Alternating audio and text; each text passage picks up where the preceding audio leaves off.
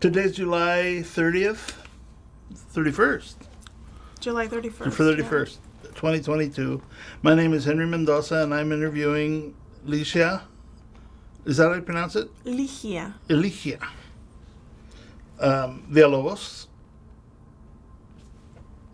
Ligiah Villalobos Rojas. Thank you. Sorry. For the Voces of Animation Project, part of the University of Texas at Austin Voces Oral History Center, in partnership with the University of Texas at Arlington Department of Communications. We're at the offices of the Animation Guild, out to the local 839, Burbank, California. Thank you for agreeing to this interview. That's the preamble.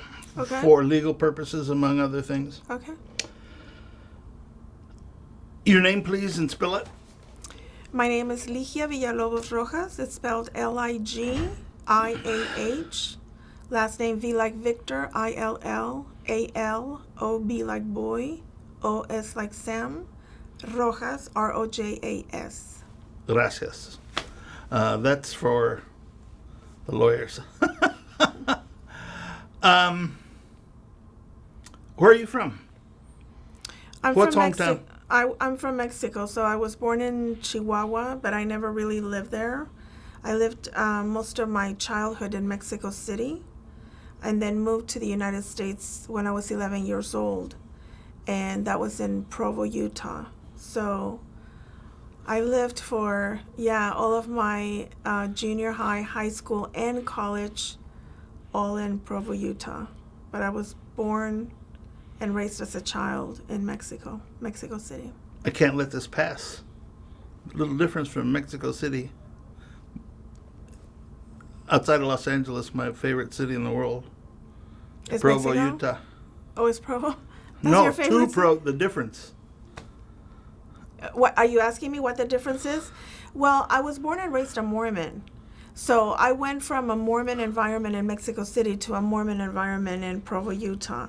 So even though there was a lot of like culture shock in terms of just not knowing the language, being in an entirely white environment when I was, a teenager and a tween, in terms of the group of friends and, the support that you get just from a church community, there wasn't that much difference actually from being in Mexico to being in the United States. And in many ways, I think it made the transition to this country easier because you did have a very strong support system within a church environment. Even though I'm no longer Mormon, I don't practice the LDS church, it definitely, I think, was a very good thing to have while I was growing up. And, we came to this country with my mother as a single parent. So she was working full time. So all of those things that the church can provide you and that environment can provide you, I think were invaluable in the way that I was able to handle moving to another country at such a young age. So I can say culture shock wasn't an issue. Culture shock was absolutely an issue, but I think a lot of times when people arrive in another country, they have to figure out so many things that for us, having the church to help us out with that, or having a place to go every Sunday, was really, really helpful. I think when you're in an environment like you are in Provo, Utah, which is, I don't know, at the time I think it was probably like 90% white, right? All of a sudden, all of those judgments that you might get in other cities, in other states, by being the other, by being the brown person, those kind of in many ways went away because I had a commonality with everybody else, which was being a Mormon, being LDS, right? So the judgments that you usually, I think, face sometimes as a brown or a black immigrant coming into this country, some of those things were actually alleviated by the fact that there was a commonality between me and so many of the people that were living around me. They saw me at church every Sunday. They saw me at young women's events or, things that we had throughout the week that were Mormon related. And so all of a sudden, I wasn't so much the other. I wasn't so much the brown person. I was a Mormon just like them, and I think that's what I mean. So there is a culture shock of being in Utah, having never seen snow, for example, being among all white people, which had definitely not been my experience in Mexico, not knowing the language when I arrived. So there's also the language barrier that you're having to deal with, or the judgments that happen as a result of a mother who was divorced in a Mormon environment, a mother raising 5 children on her own. All of those things I think are absolutely things that I had to deal with when I came here. I'm just saying that I think being a member of the church where everybody else was the same with the member church really helped in many ways. You were 11, 12? 11. Mm-hmm. A move like that is dramatic enough without doing it at that age, no? Yes, especially since I was living with my father before moving to the United States and living with my mother. So it wasn't just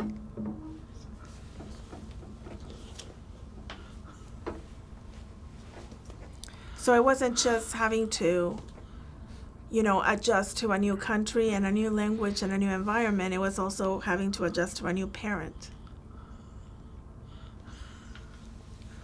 Amazing. Amazing. I mean, that entitled you, subjected you to all sorts of changes and differences that are tough enough at that age without, it's like on many levels, huh? And by the way, also a new set of brothers and sisters. Because I had grown up and lived with my father all of my childhood, right? So I had a different set of brothers and sisters that I was seeing every day. And then all of a sudden, I moved to this country and with my mother and with my mother's children, who obviously are my brothers and sisters as well, but I hadn't grown up with them. So I was dealing with not just culture shock, I was dealing with family dynamics, environmental dynamics that I had not experienced at all while I was in Mexico. I know enough about Mexico City, and I've been there enough I got to ask, where in Mexico City were you raised? What part? So we were in different parts, but part of it was, my father at the time was the head of el Benemérito de las Américas, which is one of the big private schools by the Mormon church. And so we lived around that area when I was growing up. My mother lived in Churubusco, and because I was a child of divorced parents living with my father, I was actually going back and forth a lot between my neighborhood and my mother's neighborhood in Churubusco. I did stories there when the largest migration, I don't know since, but certainly up until then, was going. They were saying 1,000 a week, 10,000 a month. The farm workers coming in because of the economy and all sorts of other things to live in. And I covered a story that I went back to revisit the petroleum explosion. And it was a whole new neighborhood. They didn't deliver mail. They delivered mail to locals who then delivered mail because it was too hard to negotiate. That's a massive, one of the largest cities in the world. Growing. Yes, and one of the most populated cities in the world. At the time when I was there, I think it was the largest populated city in the world with 20 million.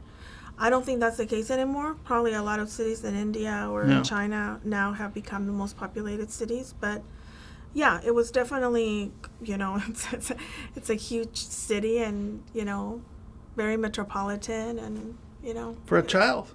Yeah, but I loved it. I actually, to this day, I love Mexico City. I love it too. It's one of the few cities I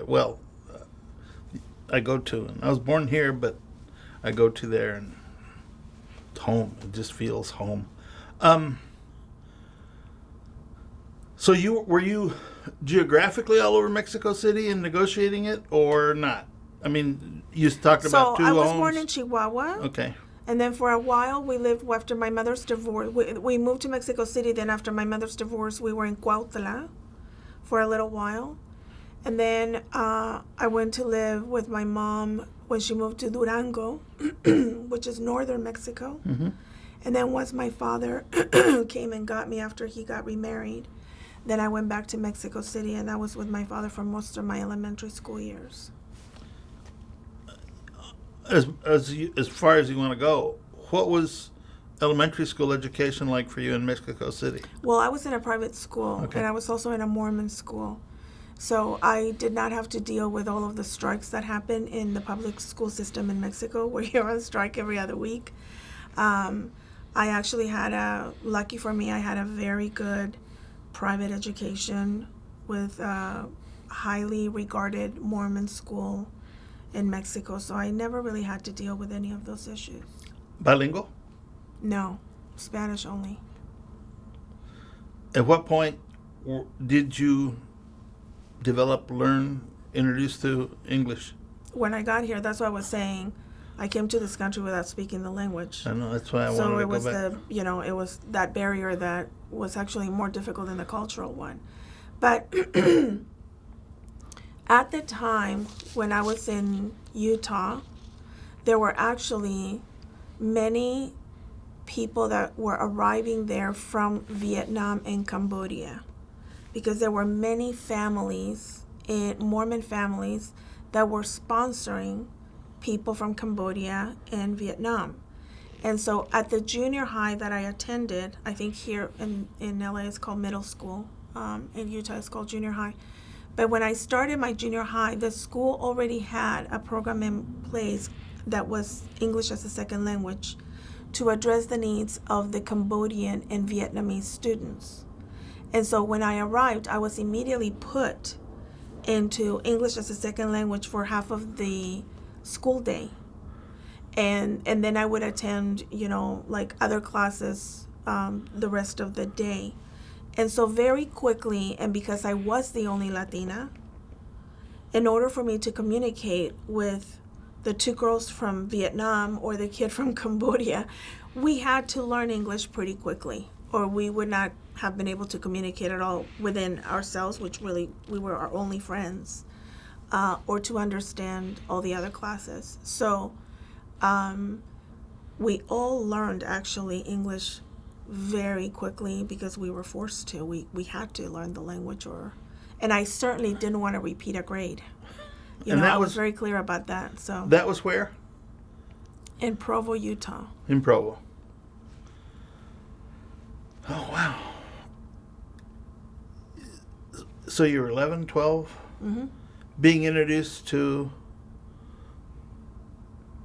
multilingual, cross-cultural education. Yeah, I mean, they were my best friends. The two girls from Vietnam and the kid from Cambodia became my best friends because we're also the only people of color in the whole school. So, and we were spending half of the day together. So I learned about, boat people, which is what they used to be called at the time. And I learned about, why so many of them were in Utah, which is because so many Mormon families had agreed to sponsor a family once they entered the United States. And so, yeah, it was interesting. I mean, I'm a professor now, and the school where I teach is 68%, I believe, Latino, 65% first generation.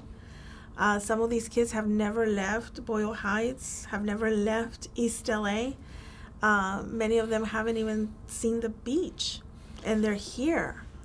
So it's such an unusual experience for me to teach kids that are so familiar with just being around other Latinos or Latinx people, because in my case, I was the only one in my junior high.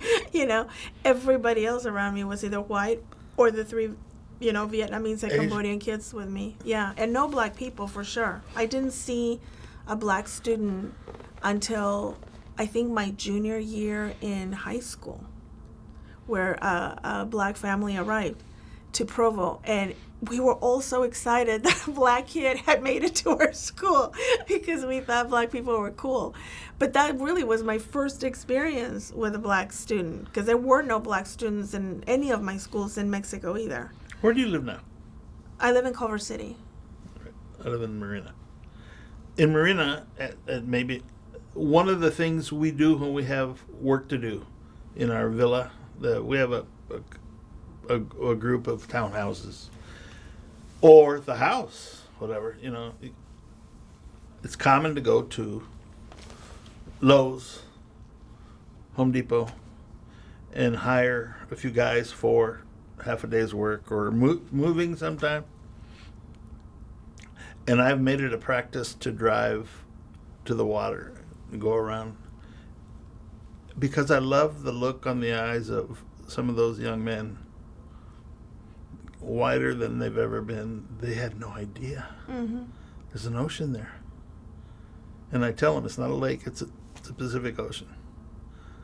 And I love helping them. I call everybody my cousins. I like helping them get acclimated to where they really are, because they take a truck across town from East LA or wherever. Mm-hmm. Well, and so to some degree, that's some of what you saw and you see with you're teaching where? I teach at Cal State LA University. I also teach at USC, but my full-time professor position is at Cal State LA. Mm-hmm. So you've seen a lot of that acculturation, a lot of the multi-language exposure.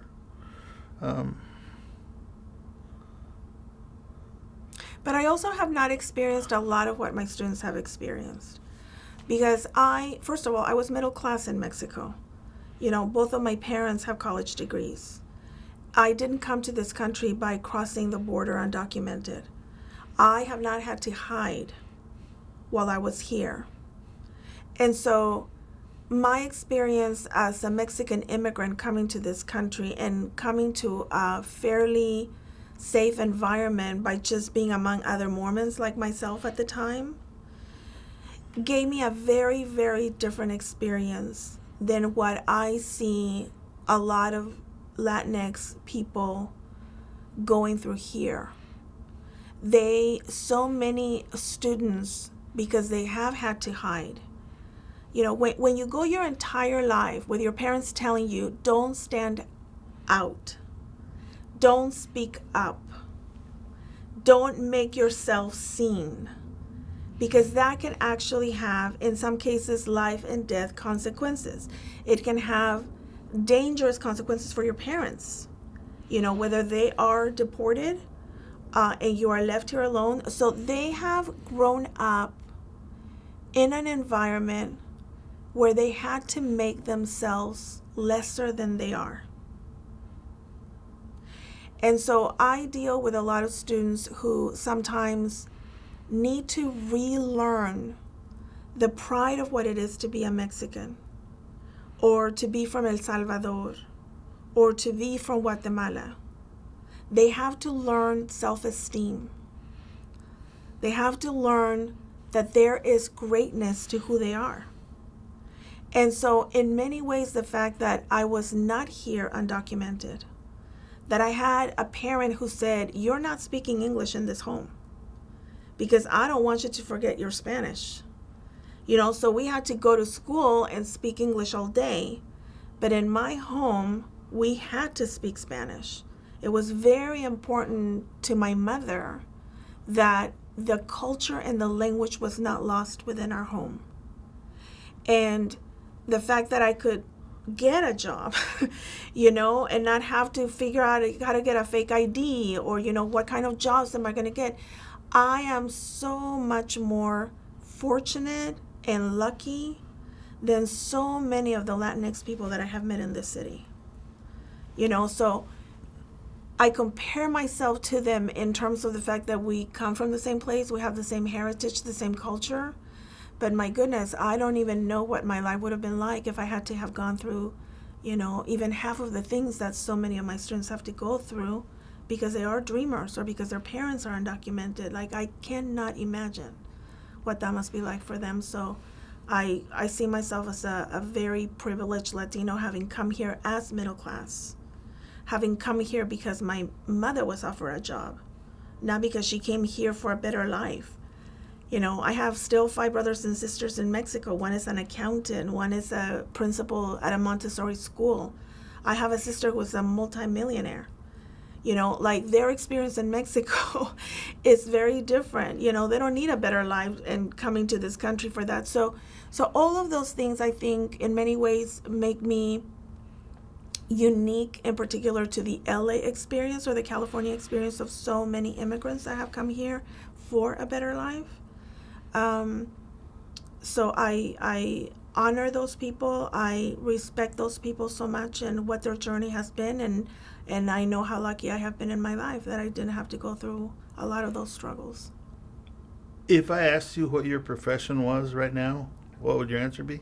Well, I wanted to be a teacher since I was 5 years old. And so the thing that I am most passionate about is what I've been doing for the last 6 years, which is I'm a professor of television and feature film writing at Cal State LA and at USC School of Cinematic Arts. But I am very much a working writer-producer. So I have this other life, right, besides teaching, which, transitioned a little bit in the last year, where I work in television, I work in film, I work in animation as a writer as well as a producer. This is an awkward question, but what you talked about before I asked you about your profession, do you recognize what you see and the difference from what others, colleagues, people you work alongside, they don't 100%. 100%. And I'll tell you the thing that is the most frustrating. I think a student can achieve anything you believe he can achieve and you tell him that he or she can achieve.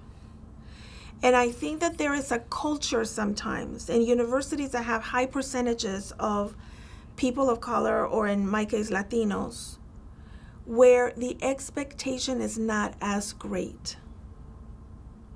Because, they've struggled and because they had to deal with so much. Well, these kids have decided to go to college. So I am going to treat them exactly the same as I would treat a kid at USC. Because they will rise up to what you believe they can achieve. And I wish that was the case a little bit more, because there is a lot of cushioning and, let's not have great expectations about our student because of the kind of student we have there. I think all that is bullshit. I do. I think any kid has a potential to be great if you believe in that student and if you're willing to put the time into that student. And so, my curriculum, my syllabus are really not that different. And I do see when, so many of my students come into my class, they're like, damn, we've never had this much homework. Or, they've never had a professor who, if I don't get their homework, I'm texting them. If they don't show up in my class that morning, I'm texting them.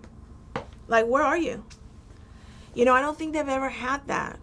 And for me, in particular, listen, I started teaching for one specific reason, which is a few years before I was making the decision, I was asked to run for the board of the Writers Guild of America. And they had asked me year after year after year, and I would always say no, because it's just too much work and no money. And finally I said, okay, I'll run. And so I ran for the board, and I actually lost by 71 votes. But there were so many aspects of running that were actually really positive. You get a lot of information. We got to attend an unconscious bias seminar, which is one of the best things I've ever done in my 20-year career in Hollywood. And I got a statistic that said that the guild did not have enough Latinos in it to even represent 1% of the guild. Okay? So in a city where we represent the majority of the population, we did not have even enough members to represent 1% of the guild. So when I got that statistic, that's when I started to realize, okay, if we're trying to get Latinos or Latinx to work in Hollywood, and we're waiting for them to graduate from college to do that, we're already too late. And so I started to think about, how can I make those numbers change? What can I do with my skills and the experience that I've had working in Hollywood? Because before I was a writer, I was actually an executive for 10 years. So I worked at the Walt Disney Company, I worked at Warner Brothers, I worked at an independent production company. My background and my experience is not just as a writer, it's also on the other side of the table, let's say. And so for me, really was, okay, I need to figure out how I can start teaching in a way that is going to change those numbers. And so I've been teaching at USC, I've been teaching at Cal State LA for 6 years, and I think I have given approximately 25 students their first entry into Hollywood. And so I know that if there are people like me, more people like me, with the kind of experience that I have, that are going out there and teaching the next generation of people of color, of women, or Latinx people, some of those numbers will start to change. And so, yeah, I mean, it's a problem that we are so underrepresented in the industry. But I also know there are many of us that are actually trying to make a difference. And you're teaching at, I don't want to call them levels, but at two different institutions that are at what I would say are different cultures. Different cultures, socioeconomic level, also the level of education that they have gotten. You know, most of the kids that come into Cal State LA have gone through a public school system. A lot of the kids that I teach at USC have come through a private school system, right? Their opportunities, their socioeconomic level is very different. But, you know, the last class that I taught at Cal State LA, which was in the spring, I had more students of color in my class than white students. And I had 4 students who were Latinx in my class. And so I know even USC has really tried to improve their numbers of the students that they allow in. There's a huge fund that George Lucas provided to the School of Cinematic Arts specifically for diversity programs there to get more people in there. I think it's like $10 million, by the way. And then also USC recently changed the, I think like if your parents make less than $80,000 and you get admitted into USC, you go to USC for free. So there are different programs that have been implemented there, but the students at Cal State LA are different just because of their experience, where they came from, the neighborhoods that they've lived in, the kind of education that they've had. So in many ways, I do have to kind of like in many ways catch them up to where they should be in terms of writing skills. That I don't usually deal with that at a school like USC, just because they're, you know, the admittance is so different at USC than it would be at Cal State LA. But the point that I want to make is, regardless of your education, regardless of your grammar, regardless of your private versus public education, that has no difference on whether or not you're a storyteller, on whether or not you're a creative person, of whether or not you have something to say. So to me, that's more important. I can deal with a grammar. You know, I can deal with having to change typos. Because in so many cases, the stories and the point of view that comes from students at Cal State LA is something that I never see at a school like USC. And so I think that that's what we need to nourish. And that's how we need to see students. That their ability to be artists and to be creative people really has zero to do with your English skills or where you went to school. You raise when you said that, the first ability you talked about was to be a storyteller. I mean, you're talking new language, breaking new ground there, because it didn't matter before. Hasn't mattered to anybody, or to most. You're a member of this guild here, right? I am not. Oh, okay, never mind. And by the way, I told them that. I said, like, do you need me to be a member of the Animation Guild? And they said, no. No, that's a because I said, if you do, I'm not the right person to be. I'm a member of the Writers Guild of America, but I'm not a member of the Animation Guild. But you worked on some animation projects? Yeah, a lot of them. Name them, please. I want to hear it from you. So the first animation project that I worked on was a show called Go Diego Go, which was the sequel to Dora the Explorer. And when Dora the Explorer went on the air, the 3 creators were white and the head writer was white. And so they really didn't want to make that same mistake when they decided to spin off Dora into her cousin Diego with Go Diego Go. And so I was actually approached about being the head writer on the spin-off. And I had just finished a year on a show on NBC called Ed, which was a primetime show. And somebody that I knew at CAA contacted me and said, they're doing a spin-off of this animated children's series. I know you've worked a lot in children's programming. And what she meant by that was, I had been an executive for Disney, I had launched 8 children's shows in Latin America and 7 countries. So I had a lot of experience working in children's programming, even though I wasn't writing at the time children's programming. But that's really how the job came to me. It's like they're looking specifically for a Latinx writer to be the head writer on this show. And so I was the head writer for 3 years, overseeing 60 episodes on Go Diego Go, which was the first show to beat Dora out of the #1 spot in preschool. And then from there, I went to work in live action again, and I did a film called La Misma Luna. Went back to doing a lot of pilots and primetime type of shows, for many, many networks and production companies. And then went back to animation time and time again, because that's, they were offering me jobs in that area. So I've also worked on Starbeam for Netflix. I worked on Super Monster Pets, also for Netflix. There's a series that is about to come out that I was involved in called Rosie's Rules. And actually the head writer on that show is also being interviewed today, Maria Escobedo. I did a feature film last year, animated feature film called Cuati, which was produced by a company in Mexico. I have consulted on Coco. I was a cultural consultant on Coco. I was a cultural consultant on Flames. So throughout my career, I have gone back and forth between live action and animation. And, a lot of people have asked me along the way, like, why are you working in preschool?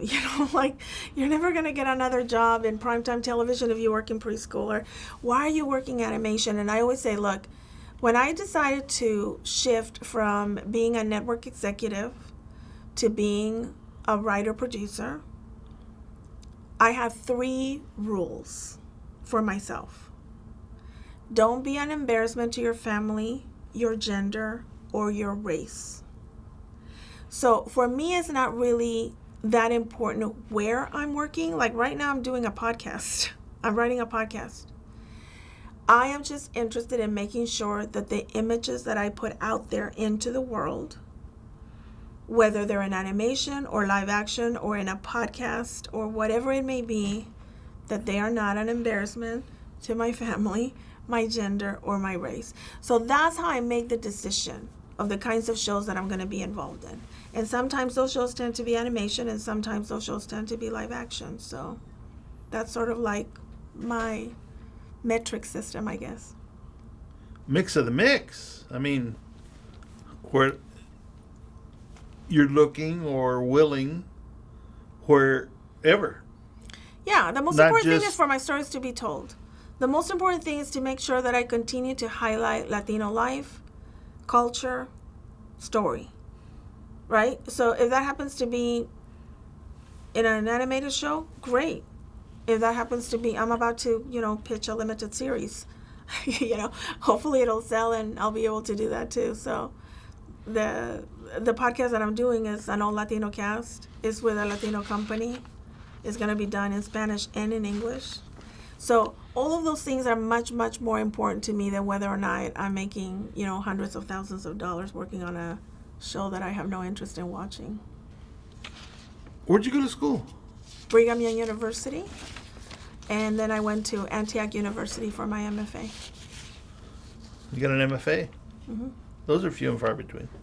Well, I mean, there's just not a lot of them out there. My brother has one. And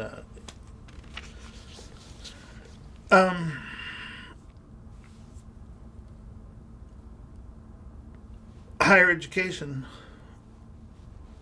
What were your experiences there with everything you not just represent, but you are aware of and pay attention to? Well, Antioch University is literally considered a social justice university. Okay? Coretta Scott King got her degree at Antioch University. And so it's not a typical school.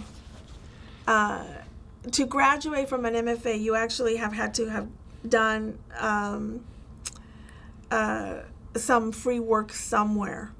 Like, they don't allow you to graduate unless you have volunteered for at least a semester of your education. So I had, like, throughout, I don't think I ever had a professor of color at BYU. I definitely did not have a single professor of color in my junior high or in my high school. So going to Antioch University and all of a sudden seeing, black professors and Asian professors and Latinx professors, that was like, that's what was incredible to me, but it's all part of how the university functions and what's important to them. And so getting, my MFA in creative writing for a program like that just really made sense for me more than any other program. MFA in creative writing. Mm-hmm. Be more specific within that realm. What do you think? Well, by the time that I got my MFA, I had already worked in the industry for more than a decade. And I had already been writing for many, many years. And so when I decided to go back to school to get my MFA, I didn't want to do it in something that I was already doing professionally. I wanted to figure out, okay, how do I enhance my knowledge and understanding of storytelling with something I haven't done before? And so for 10 years before that, I had already been a screenwriter. I had already worked in television. I had already worked in film. So I was really, it was more about, like, how do I enrich my storytelling experience with something that I don't know? And so that's why instead of going to film school for my MFA or going into screenwriting for my MFA, it's like, well, let me look at creative writing. Let me see how that teaches me certain things that I don't know how to do. And so it was strategic the way that I did it. It was very different from the kind of writing that I had done. So it forced me to use another muscle as a creative writer, because in screenwriting, prose is not a thing. They don't want you to spend a lot of time in description. In creative writing, storytelling is all about the prose, is all about description. And so it was literally like shifting my brain from left to right to try to figure out, like, okay, how do I write this? But it was an incredible muscle to have to use that I hadn't used in many, many years as a screenwriter. So that's why I made that decision. Forgive me, but that was not the traditional approach to what you did. I mean, people would have said, well, go screenwriting, just keep doing it. You do it, let's do some more. But you took a very, I hate to say it, creative approach to the creative world there. Strategic? Yeah, but why'd you do that? How'd you do that? Well, I mean, you just do it. You make a decision to do it, and then you do it. You find the program that is going to suit you the best, and you apply, and hopefully you get in. But when I made the transition from executive, because as I mentioned, I was an executive for the Walt Disney Company for 6 years. I was an executive at Warner Brothers for almost 2 years. So when I made the decision to transition to writer, during that time, I did take a lot of screenwriting classes. I took dozens of extension classes at UCLA. I took classes at Santa Monica College to try to figure out how do I transition from an executive to a writer. So there was a lot of educational, classes and workshops and seminars, weekend seminars that I was taking, trying to figure out, like, how do I make this transition as a writer? But I didn't get my MFA until I had been a writer for 10 years. So I was not going to go and get an education on screenwriting that I hadn't gotten as an executive, or I hadn't gotten as a screenwriter already. I had seen screenwriting from both sides. As a development and current programming executive, I had seen screenwriting as my own, writing and getting my material out there. So if I was going to spend, $48,000 on an MFA program, I didn't want to do it in an area that I already felt pretty comfortable doing. I wanted to sort of like expand my understanding and my knowledge of what writing was and storytelling was. I wasn't going to do that through screenwriting. You make me feel stupid because I would have taken the more obvious traditional approach. Yeah. And you were very creative for good reasons. Yeah. I mean, I think if I was trying to be a writer, and that's when I was thinking about getting an MFA, then that's probably the MFA I would have gone for. Yeah. It's a screen. But I had been, like I said, I had been a screenwriter for 10 years already. So why would I do an MFA in screenwriting? As a... Before I get chastised for not having followed up, you mentioned being an executive for Warner Brothers and Disney, right? Correct. Tell me all you want. I mean, titles. What'd you do? How'd you get there, and what'd you do? So one of the first jobs that I had when I came to Los Angeles from Provo was I was a receptionist at a advertising agency called Action in Advertising. And there was a guy there, his name is David Snyder, who was the copywriter of all of the radio and television ads that we did there. And it was a real like mom and pop shop. We were not doing big campaigns for Coca-Cola. We were doing like Cal Worthington dealership ads, and we were doing Spanish radio ads on diet products like Fruta Quita Grasa and Libra por Día. I mean, it was hilarious. But, I was just supposed to be here for the summer. I was just here just to get a job for the summer. I type 85 words a minute. And so I applied for this job and I got the job.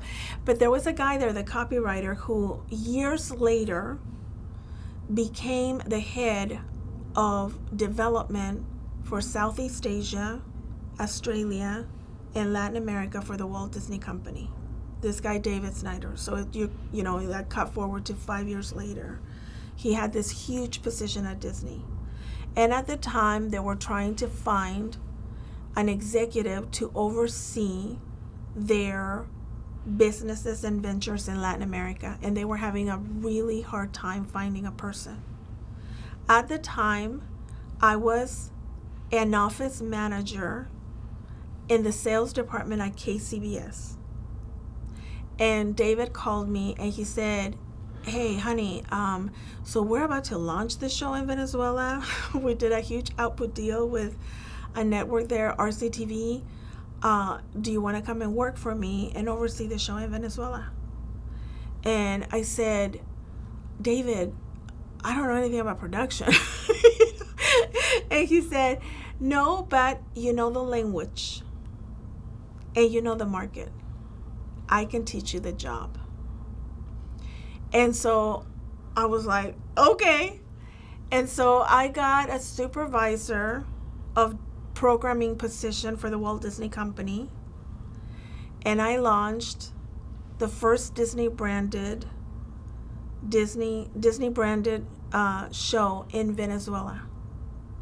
And the show became the #1 rated children's show in the country. It was called El Club Disney, where we would have a lot of Disney content. At the time, it was like DuckTales, Tailspin, Chip and Dale, Gargoyles, those kind of animated shows that Disney was doing at the time.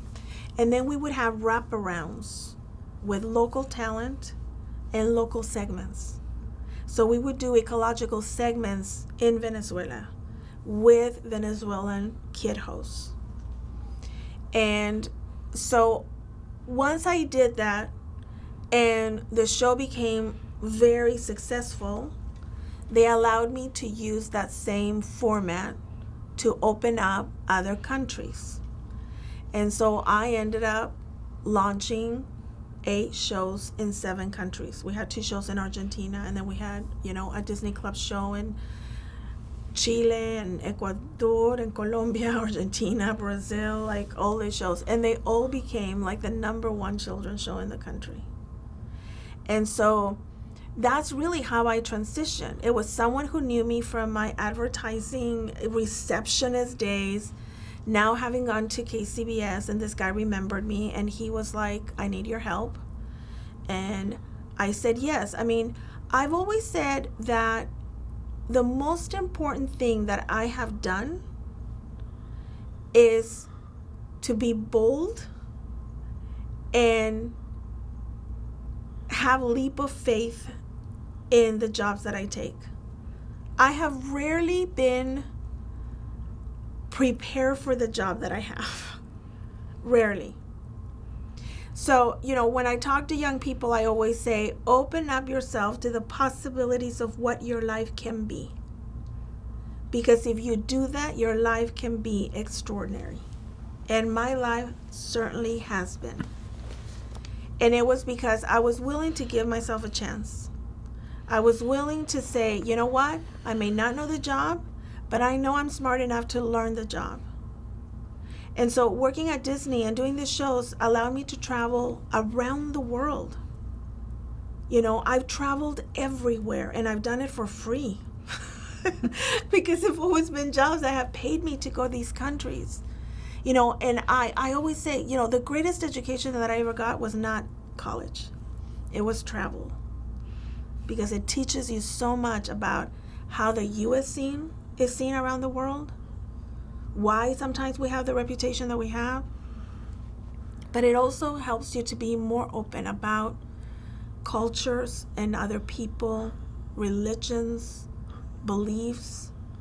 And I think all of that is so important as a storyteller. I left KCBS in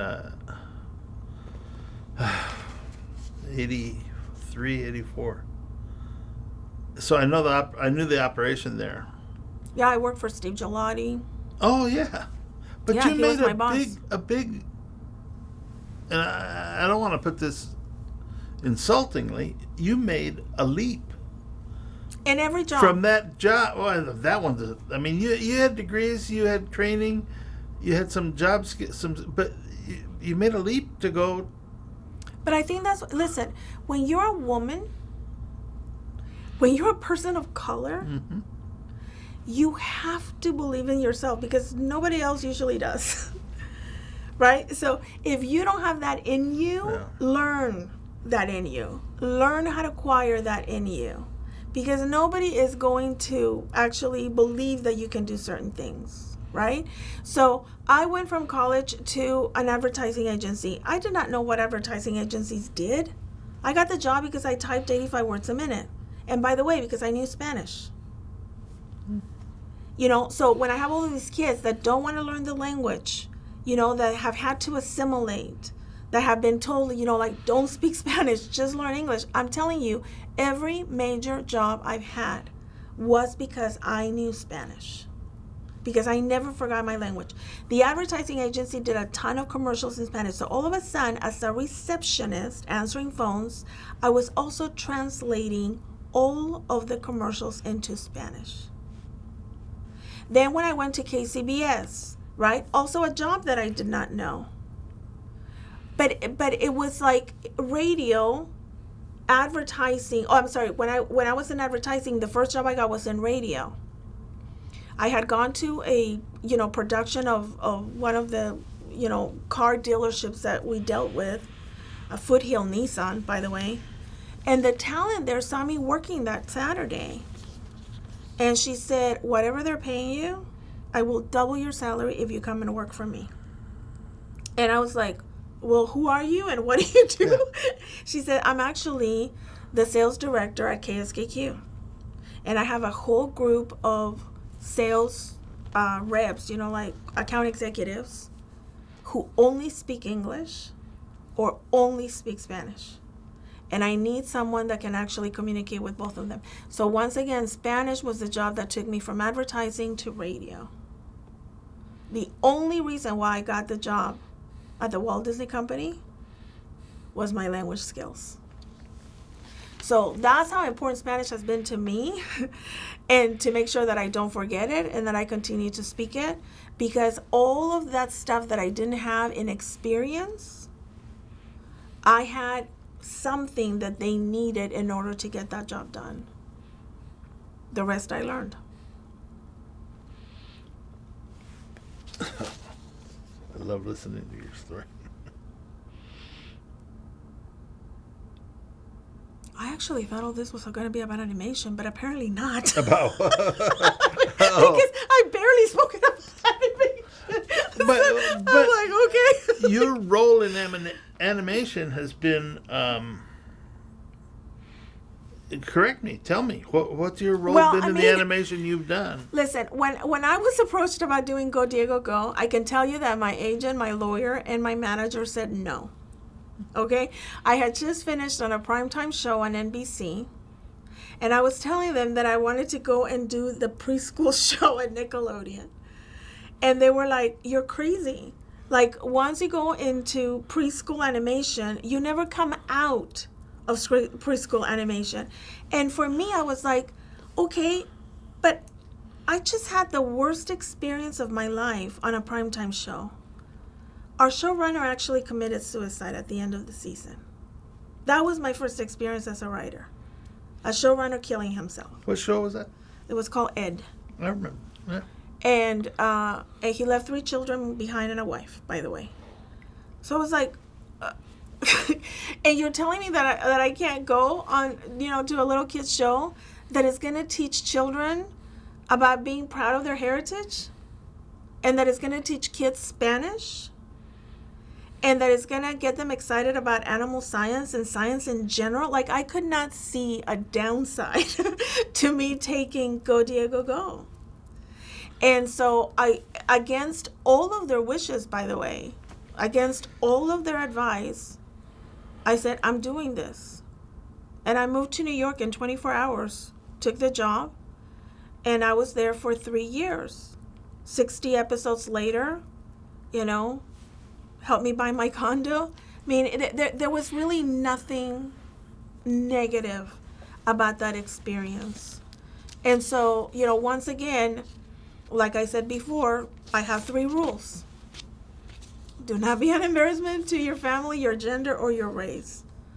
And I'm so proud of the work that we did on Diego, and how kids around the world see a Latino child because of Diego.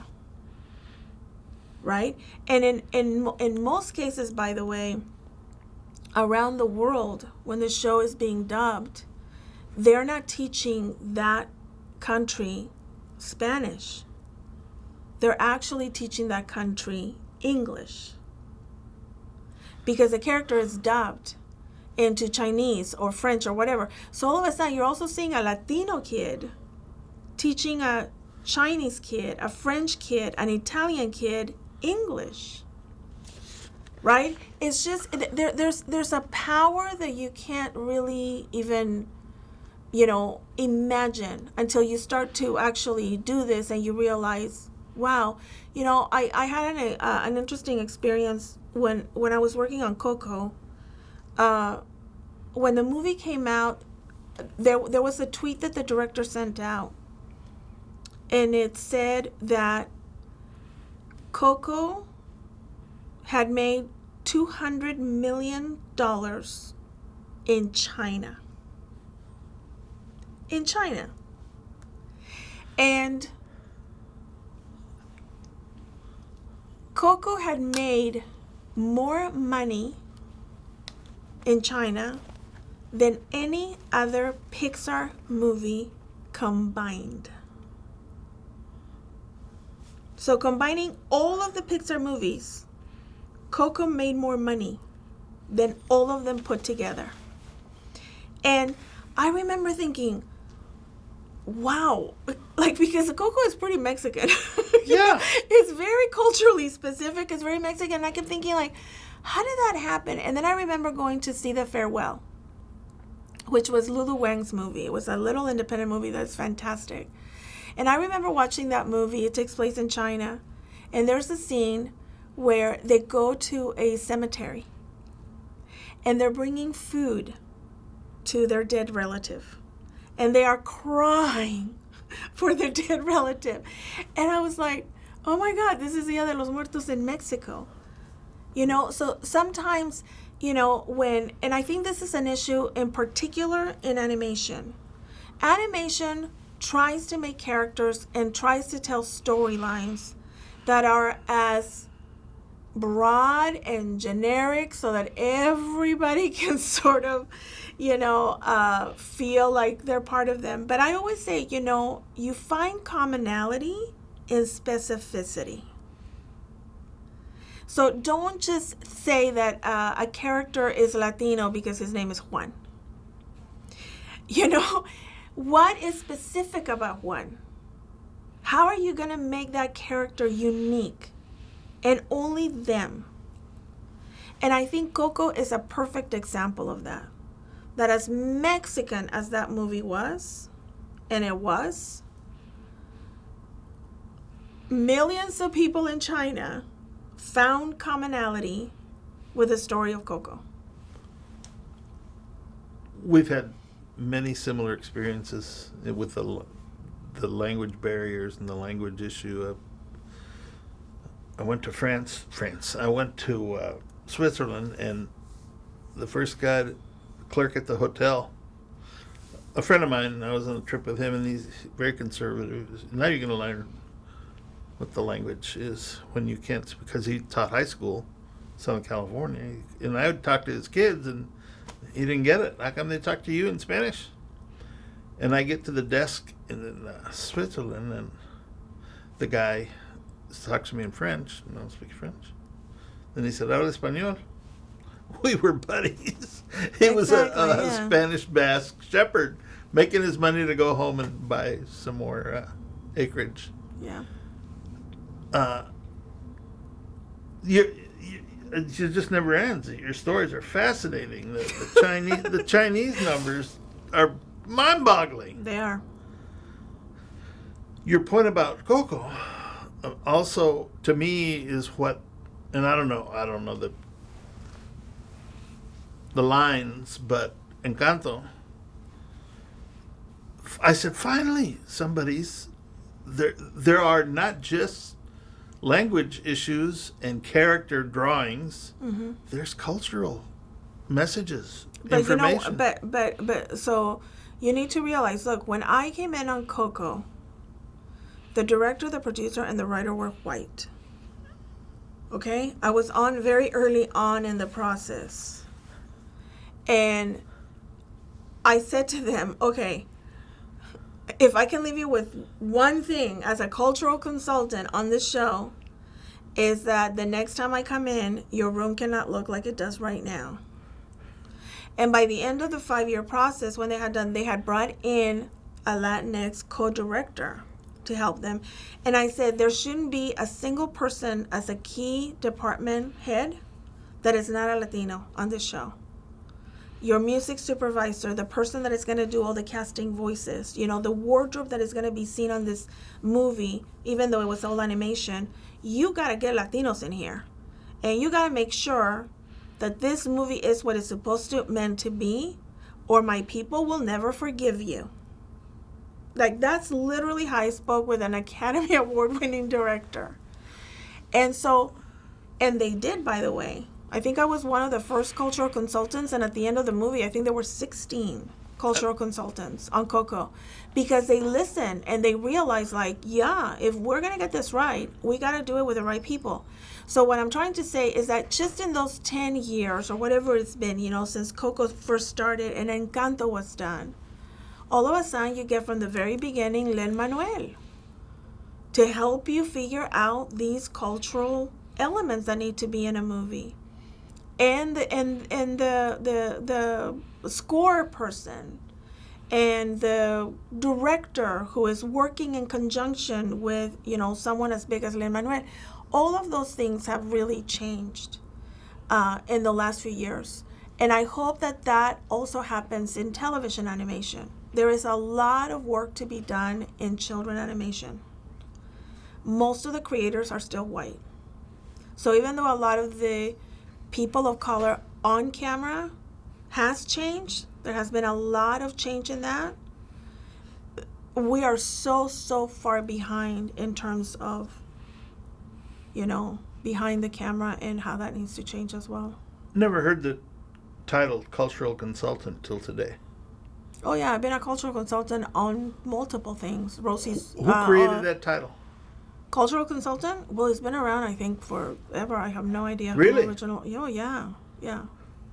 You have cultural consultants all the time because they weren't hiring people from that culture to actually do the movies. I understand. So they would bring in people, and so hopefully, you know, the more you actually get to create your own stories and your own content, the cultural consultant aspect will go away.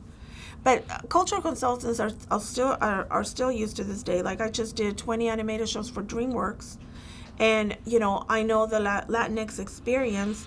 But we had a story that was for African American Month. We actually brought in a person who made sure that they would look at the characters, they would look at the story, and that there was nothing offensive in terms of like the Black experience. You know, that's something that I don't want to be responsible for.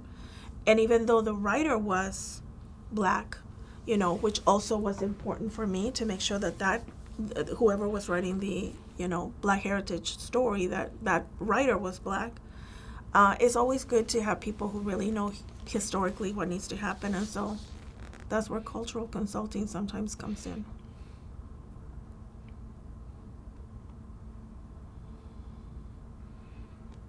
By the way, we also had a character with a disability. We had a dog, a 3-legged dog, and we brought in a person with disability to consult on the 3-legged dog. So I think that's important. I'm glad that DreamWorks actually takes those things seriously and says we don't want to be offensive, you know, even about the dog. I also hadn't heard DreamWorks in a long time. Well, DreamWorks is like, they do a ton of stuff. They're very, very busy. They're a huge provider for like Netflix, you know, in terms of their animation, and yeah, it's very much a working studio. So.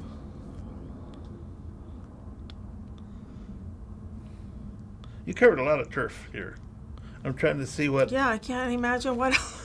Now what? I can't imagine what else you need from me. I'm like... Where are you headed? I'm single. I don't...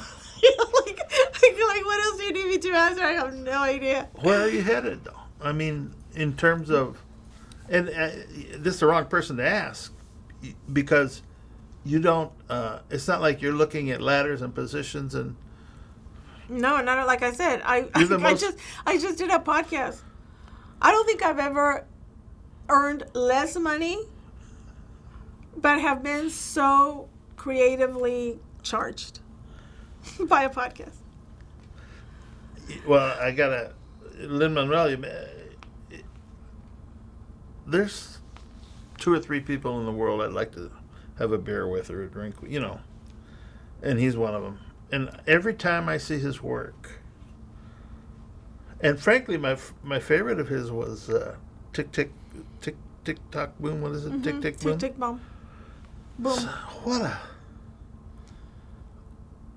and it's to me it's ironic that Will Smith got the Oscar that I think he should have gotten because of the breadth of his work was just so much wider than what Will Smith. There's a new guy coming up though. Huh? And I love Lin-Manuel. But there's a new guy coming. Oh, see? Coming behind him. That's fine. That's great. Jaime Lozano, who has actually done some work for Lin-Manuel. Oh, good. In musical theater, he did some work on Tick Tick Boom. He also did some work for Lin-Manuel on Encanto. He has just been named the musical person on the Frida Kahlo musical on Broadway.